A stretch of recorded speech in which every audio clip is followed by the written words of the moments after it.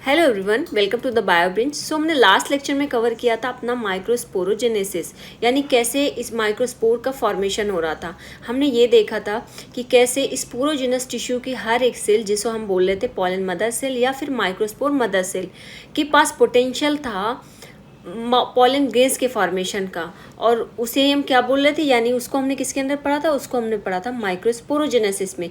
अच्छा, वहाँ पर हमारे पॉलन ग्रेन्स का फॉर्मेशन हो गया था। अब थोड़ी सी डिटेलिंग जान लेते हैं पॉलन ग्रेन्स के बारे में, यानी उसके कुछ फीचर्स जान लेते हैं, उसकी थोड़ी सी मॉर्फोलॉजी के बारे में स्टडी कर लेते हैं। तो पॉलन क्या है हमारा? Pollen is a male gametophyte. क्या है? Male gametophyte, that is haploid structure.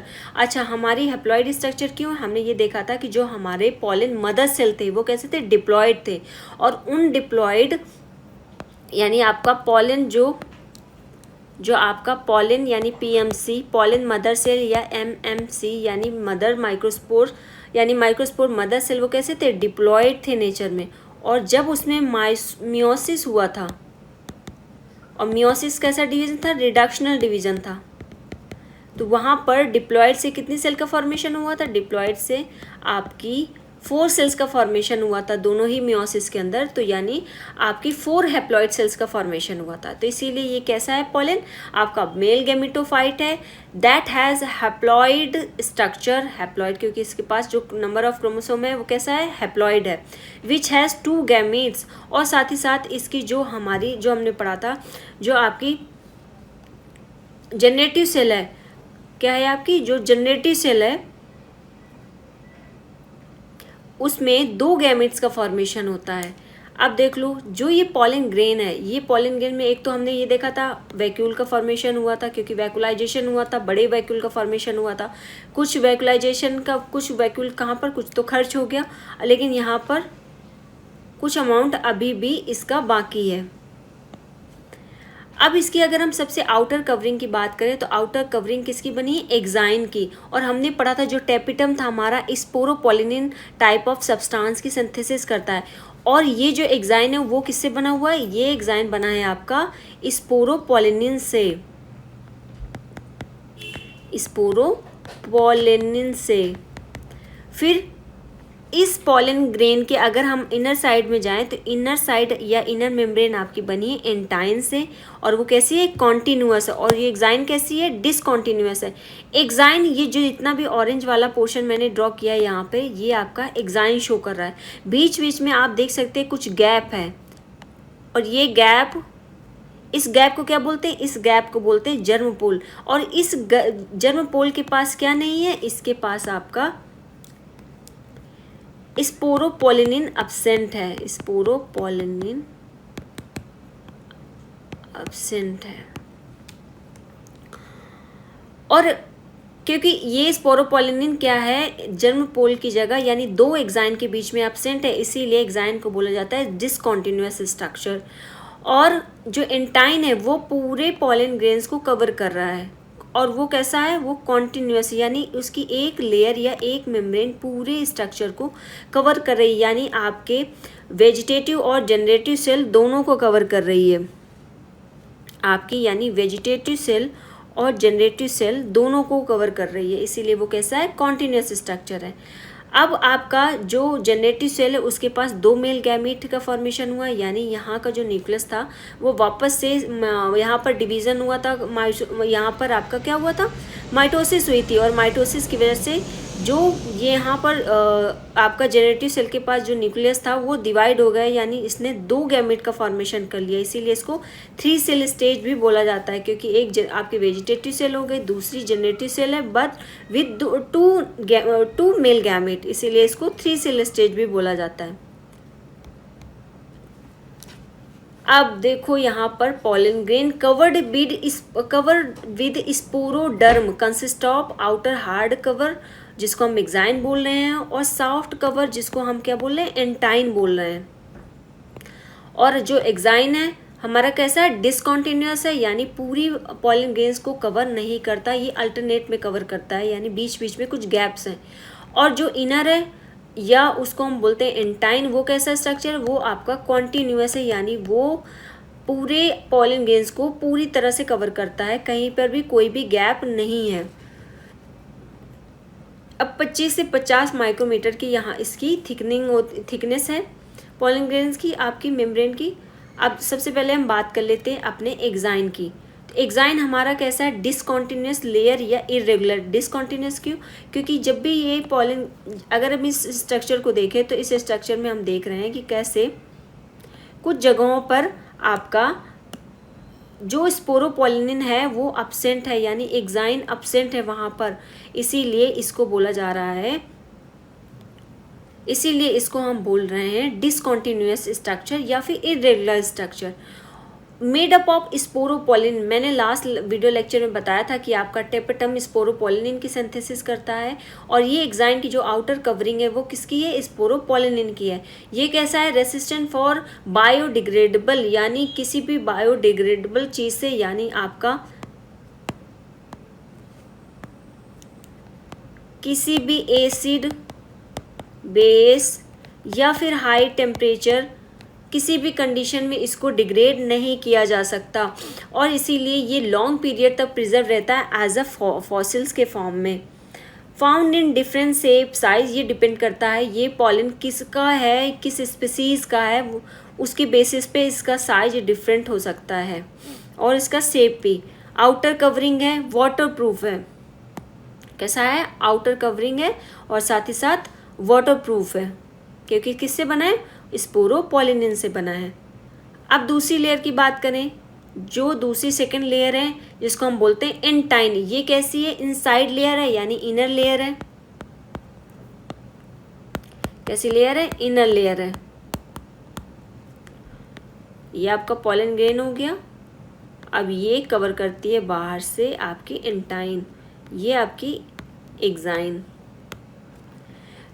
Continuous layer है, थिन लेयर है, made up of cellulose and pectin. अब आपका याद करो, आपका जो एपिटम था वो सेलुलेज की भी सिंथेसिस कर रहा था और पेक्टिनेज एंजाइम की सिंथेसिस कर रहा था। Less hard soft inner wall, और ये एग्जाइन से लेस हार्ड होगा। एग्जाइन आपका स्पोरोपोलिनिन से बना था इसीलिए वो बहुत हार्ड था, और आपका एंटाइन कैसा है, एंटाइन लेस हार्ड है और सेलुलोज और पेक्टिन से बना है इसीलिए ये सॉफ्ट इनर वॉल है। Plays a role in maturation of pollen grains and germination of pollen tube. अब यहाँ पर बीच बीच में जो गैप प्रेजेंट है, जहाँ पर भी एग्जाइन नहीं है, उसको हम क्या बोलते हैं, उसको हम बोल रहे हैं जर्म पोल, और वही जर्म पोल वहीं से क्या होगा, आपके पॉलन ट्यूब का फॉर्मेशन होगा। एक ट्यूब लाइक स्ट्रक्चर है, ये हम कवर करेंगे जब हम अपना पॉलिनेशन पढ़ेंगे, यानी जब हम फर्टिलाइजेशन वाला टॉपिक कवर करेंगे तब हम उसमें देखेंगे कि कैसे हमारे जो पॉलन है अपना पॉलन ग्रो करता है या जर्मिनेट करता है और एक पॉलन ट्यूब का फॉर्मेशन कर लेता है। किसका फॉर्मेशन करता है, एक पॉलन ट्यूब का फॉर्मेशन करता है, और वो पॉलन ट्यूब आती है आपकी कहाँ से, यही एंटाइन से आती है, और वो किस प्लेस से आती है, जर्म पोर की जगह से आती है, यानी वो प्लेस जहाँ पर आपका स्पोरोपोलिनिन नहीं है, या फिर हम बोले तो आपका एग्जाइन नहीं है, यानी आपका ये जर्म पोल, आपका जर्म पोल की जगह से ही आपका पॉलन ट्यूब का फॉर्मेशन हुआ है। अब जर्म पोल के बारे में थोड़ा सा देख लेते हैं। तो थिन एरियाज है, ये थिन एरिया है प्रेजेंट इन एग्जाइन, और इसीलिए यहाँ पर स्पोरोपोलिनिन नहीं present, where the sporopollenin is absent.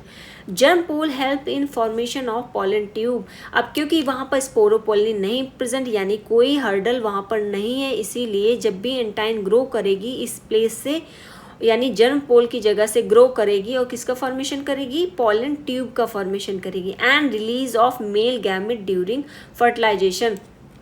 तो हमने देखा था जो हमारी जनरेटिव सेल थी उसके पास 2 मेल गैमेट प्रेजेंट थे, यानी हमारी यहाँ पर क्या प्रेजेंट थे, 2 मेल गैमेट प्रेजेंट थे, और क्योंकि यहाँ पर 2 मेल गैमेट प्रेजेंट थे, अब ये ग्रो हो गई है हमारी पॉलन ट्यूब, तो ये जो 2 मेल गैमेट है वो कहाँ शिफ्ट हो जाएंगे, वो शिफ्ट हो जाएंगे आपकी पॉलन ट्यूब के अंदर, और यही पॉलन ट्यूब के अंदर प्रेजेंट जर्म्स आपके मेल गैमेट, या फिर यही मेल गैमेट कहाँ जाएंगे, ये जाएंगे आपके फर्टिलाइजेशन में। ये आपके क्या हैं, दोनों हैं आपके मेल गैमेट,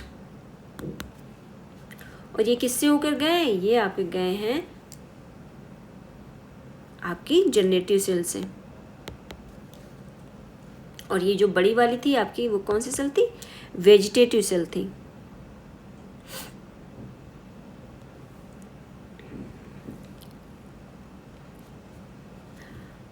अब कुछ इकोनॉमिक इम्पोर्टेंस की बात करें पॉलन ग्रेन्स के केस में, तो pollen grains rich in nutrient कैसे होते हैं, न्यूट्रिएंट रिच होते हैं, यानी इनमें बहुत ज़्यादा न्यूट्रिशन पाया जाता है। इसीलिए कुछ पॉलन्स को टैबलेट और सिरप के फॉर्म में भी यूज़ किया जाता है, बेसिकली परफॉर्मेंस को इंक्रीज़ करने के लिए। In case of athlete and race horses, इनको कुछ पॉलन्स के आपने सिरप और टैबलेट्स दी जाती है ताकि इनकी परफॉर्मेंस इन्हेंस हो सके। Pollens can be use in pollen bank in crop breeding program. कुछ कंडीशन पे पर्टिकुलर, मान लीजिए किसी प्लांट की स्पीसीज एक्सटेंशन के केस में, यानी वो गायब होने वाली है, तो ऐसी कंडीशन पे उन पॉलन्स को जो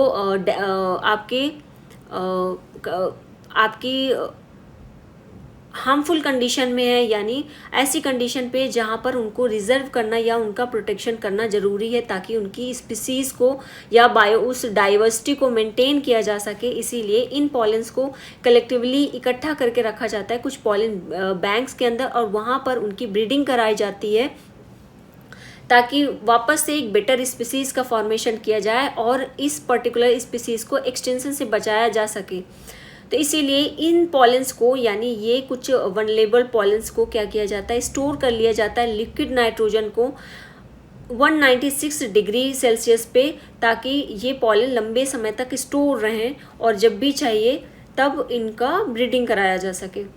अब कुछ पॉलन्स की बात करें तो वायबिलिटी कुछ की ईयर्स हो सकती है और क्या होती है। अब देखो यहाँ पे लिखा है पॉलन बैंक में क्यों रखा जाता है, help in maintain species richness, यानी कहीं ना कहीं जो डाइवर्सिटी है स्पीसीज की, किसी भी प्लांट की डाइवर्सिटी है वो मेंटेन रहे।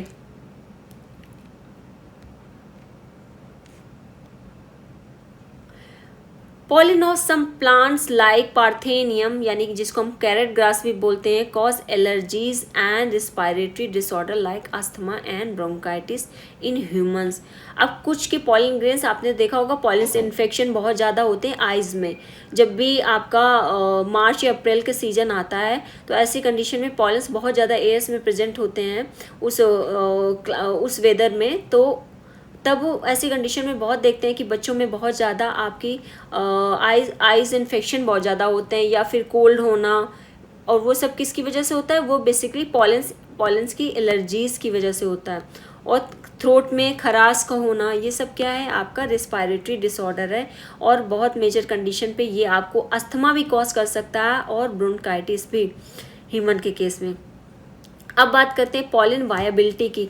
तो पॉलन वायबिलिटी क्या है, pollen has to land on stigma, यानी स्टिग्मा में लैंड करना before losing its viability, depends on temperature and humidity, यानी ये अपनी वायबिलिटी को बिना लॉस के स्टिग्मा पर लैंड कर जाए, उसको हम क्या बोलते हैं, वायबिलिटी बोलते हैं। यानी एक तरह से लाइफ लाइन हो गई किसी भी पॉलन की ग्रो करने की या उसको फ्यूज़ करने की या फर्टिलाइजेशन करने की वायबिलिटी हो गई, यानी उसका टाइम पीरियड हो गया जब वो स्टिग्मा में लैंड करे उसके पहले ही, यानी अपनी वायबिलिटी को ख़त्म करने के पहले ही वो स्टिग्मा पर लैंड कर जाए ताकि कंप्लीट फर्टिलाइजेशन हो सके, उसको हम क्या बोलते हैं, पॉलन वायबिलिटी बोलते हैं। अब वायबिलिटी कुछ भी हो सकती है, या हो सकता है किसी पॉलन के केस में ये वायबिलिटी कुछ दिन की हो, किसी के केस में हो सकता है कुछ महीनों की हो, और कुछ पॉलन के केस में ये वायबिलिटी सालों की हो सकती है। अगर कुछ सीरियल्स की बात करें जैसे राइस और वीट के केस में तो ये मात्र 30 मिनट की वायबिलिटी होती है। और अगर कुछ दूसरी फैमिलीज़ की बात करें जैसे सोलनेसी, लेग्यूमिनेसी और रोसेसी, इनकी अगर हम बात करें तो इनकी ऑलमोस्ट मंथ्स होती है, यानी इनकी वायबिलिटी कितनी होगी, कई महीनों तक की होती है, यानी आराम से इनके पॉलन्स एक्टिव रहेंगे महीनों बाद तक भी फर्टिलाइजेशन के लिए। तो इस टॉपिक में बस हम इतना ही कवर करेंगे। हमारा ये आपका माइक्रोस्पोरोजेनेसिस यानी पॉलन्स का जितना भी है आपका ऑलमोस्ट सारा कवर हो गया। अब हम नेक्स्ट टॉपिक में अपना कवर करेंगे मेगा स्पोरोफिल या फिर कार्पल पिस्टल के बारे में स्टडी करेंगे। तो इस वीडियो में बस इतना ही। I hope you found this video informative. Thank you for watching.